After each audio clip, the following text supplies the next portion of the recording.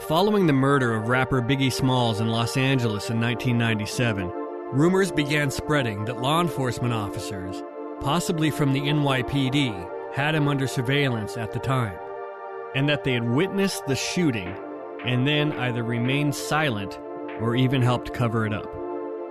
And over the years, this has grown into a bit of an urban legend. Now, I've pieced together multiple pieces of evidence scattered throughout the case files, of which there are thousands of documents and probably 100+ hours of witness interviews, and I think I've figured out the source of these claims. And it starts with a simple question. Was Biggie under police surveillance in Los Angeles in the days leading up to his murder? And the answer may surprise you, because the answer is yes.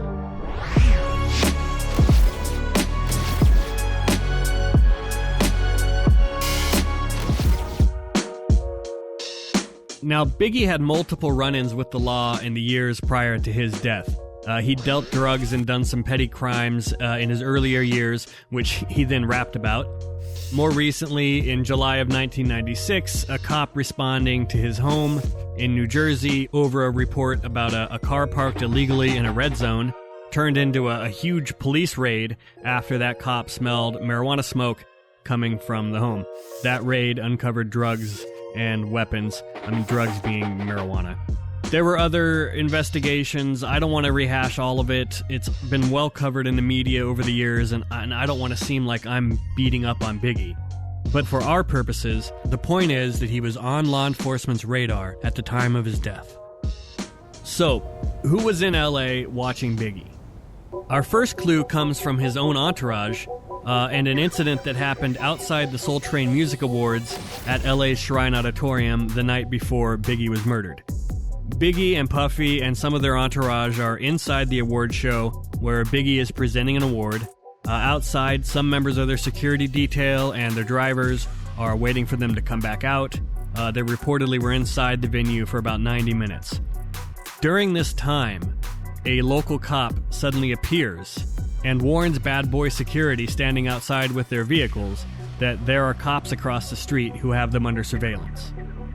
Now, when I first came across this, I thought, that seems kind of sketchy. Why would one cop rat out other cops and potentially blow their operation? It sounded kind of shady to me. But then I got the other side of the story, and it took some digging. In every investigation, there's a document called the chrono, which is short for chronological record. It's like a journal where detectives make daily entries noting what work they did on the case that day. It lists everything from interviewing witnesses to printing flyers.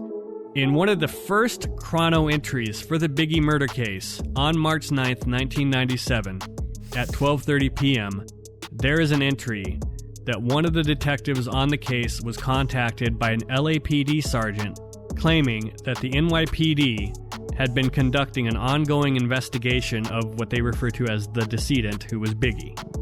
Now, this information is coming in only about 12 hours after the shooting happened. So this is very, very early in the investigation that they get this first tip. And then buried in the chrono for the RHD detectives who eventually took over Biggie's case a few weeks later, and these detectives included Russell Poole, the famous or infamous detective in this case, depending on your point of view. And this entry was on April 17th, 1997, so about 5 weeks after Biggie's murder. And here's where we learn exactly what happened outside the Shrine Auditorium during the Soul Train Music Awards. An LAPD gang detective is on duty in the South Bureau Division on the night of the award show when he gets a page from a sergeant who is on duty working overtime at the award show. This sergeant at the award show has been contacted there by an NYPD detective and an IRS agent who are working a task force outside the Shrine Auditorium. It turns out the IRS agent was a special agent with the Department of the Treasury, and the NYPD detective was named Detective Oldham, and he worked with their major case squad. So this LAPD gang detective gets this tip from the sergeant at the award show, and he decides he's going to go down there himself to the shrine to locate these two detectives from New York and find out what's going on, because apparently the LAPD isn't aware that there's an operation happening, or at least this detective, hasn't been made aware of it. So this LAPD gang detective finds the detectives from New York outside the award show, and he sees that they're taking surveillance photos. And when he looks to see who they're photographing, he sees Bad Boy's security team waiting around their vehicles outside the venue. And he notices that some of them have bulges in their jackets, indicating that they may be armed. And then he recognizes one of them. He recognizes Inglewood police officer Reggie Blaylock. And Blaylock would end up being a witness to Biggie's murder the following night. He was driving the third SUV with Bad Boy's head of security, Paul Offord, that was behind Biggie's Suburban when the shooting happened. They're the ones who chased after the shooter but lost him. So this gang detective spots Blaylock standing outside the Shrine Auditorium, recognizes him as an officer with the Inglewood Police Department.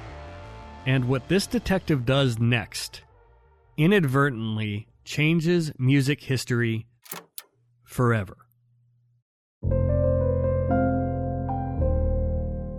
He decides, hey, if these detectives from New York are about to make an arrest of the suspect that they're tracking, then this is a potential officer safety situation.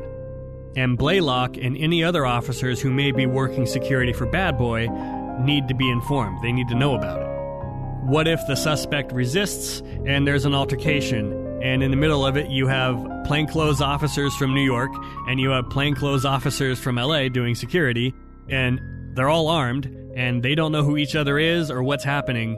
It could turn into a total catastrophe.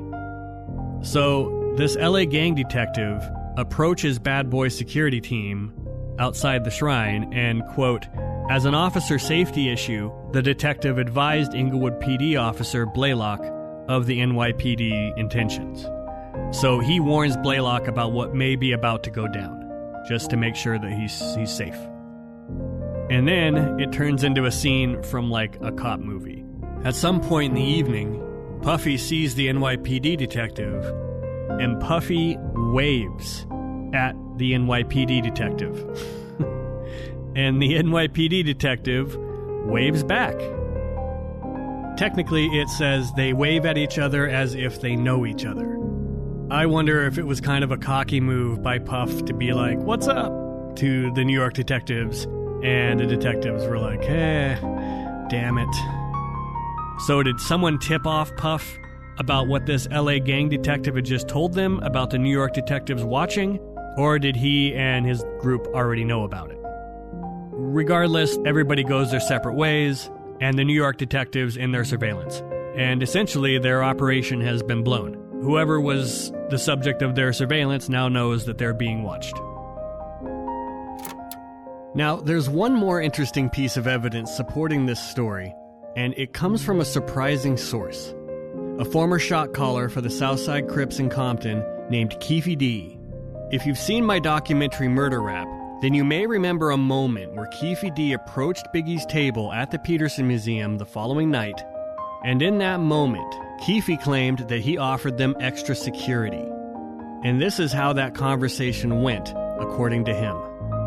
He said the FBI is all over me, man. I don't want you guys catching my heat. Stay away from me. Who said that? Sean. Oh, yeah. Combs said FBI is all over me? Yes.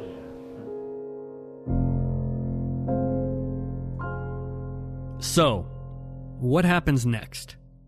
Well, it turns out the original Wilshire Division detectives had already spoken with Detective Oldham from the NYPD back on March 13th, just 4 days after the murder.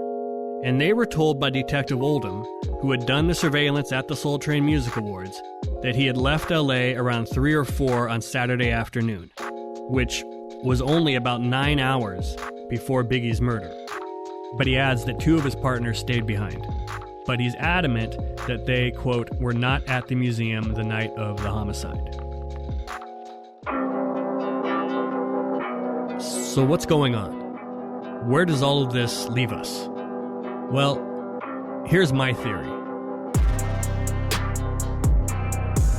If Bad Boy Security and Biggie and all of them know about the surveillance, then it's a safe bet that their whole entourage eventually found out about it, either that night at the awards show or in the days that followed.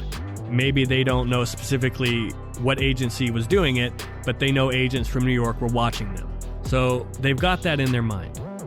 They were being watched. Then, during interviews with detectives working Biggie's case, some witnesses were shown images from the Peterson Museum that I think some of them interpreted to be surveillance photos of Bad Boy's entourage leaving the party moments before Biggie was shot. Well, I don't think they were surveillance photos. I think they were video stills. And here's why. The LAPD detectives found out about the home video filmed across the street from the Peterson after someone called in following an episode of America's Most Wanted about the Biggie case. And the video had been shot by tourists from Houston. So the LAPD detectives get a copy of this videotape from the Houston Police Department. And these detectives have screenshots from the video printed out to make it easier to show witnesses key moments and individuals captured in the footage. Here are some bad photocopies of stills from this video that are in the case file. So, I think these video stills, combined with the knowledge that they'd been under surveillance the night before at the awards show, combined with the fact that detectives also showed witnesses some actual surveillance photos taken by the New York detectives at the awards show the night before, led some people to falsely conclude that agents had been present when the murder happened and had captured it on film. Incidentally, years later, Detective Oldham would co-write a book called The Brotherhoods.